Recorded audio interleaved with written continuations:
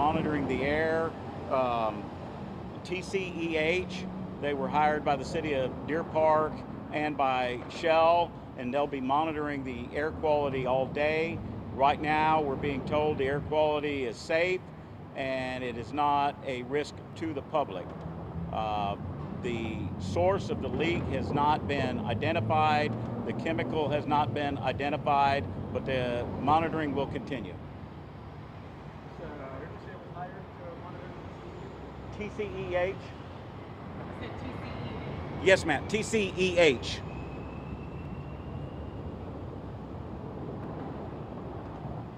It's not known if it came from Shell, but they're the ones affected. Their employees were transported, but there's no way of knowing for sure that's where it came from. Nobody's claimed it so far.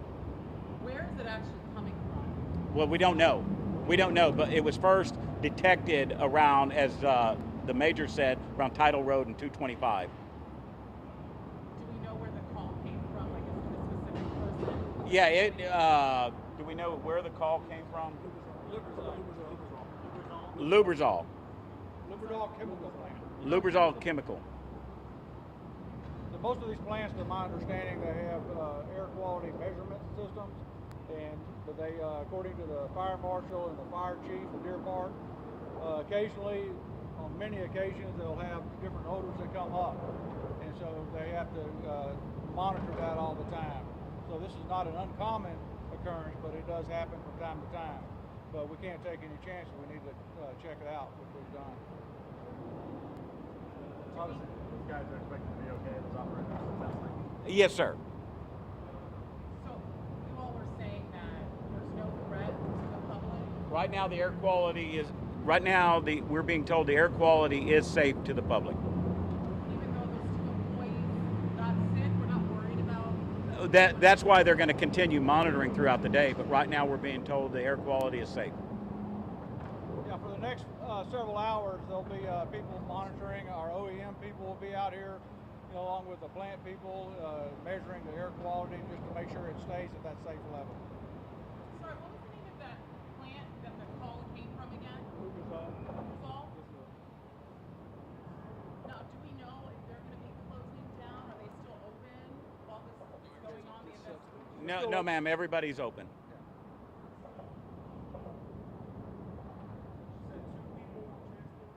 Yes, sir. So, as the sheriff's office, they're investigating where it came from. Like, what's next? Well, we do a report on it, and all the people that came out here in their part will be in that report.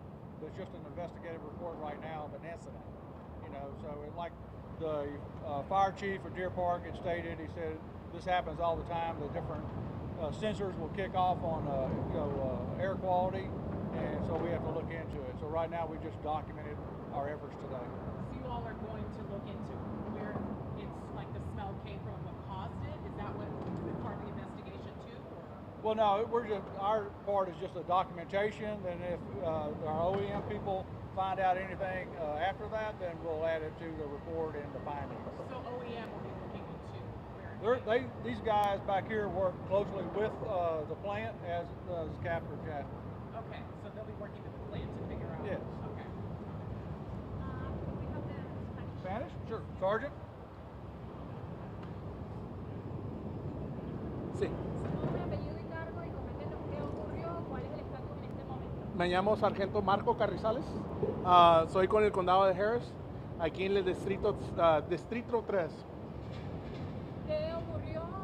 A las 7:30 recibimos una llamada que había 2 químicos que estaban oliendo en la área y que 2 están con mareos y dolor de cabezas y los dejaron y si podíamos venir a investigar lo que estaba pasando.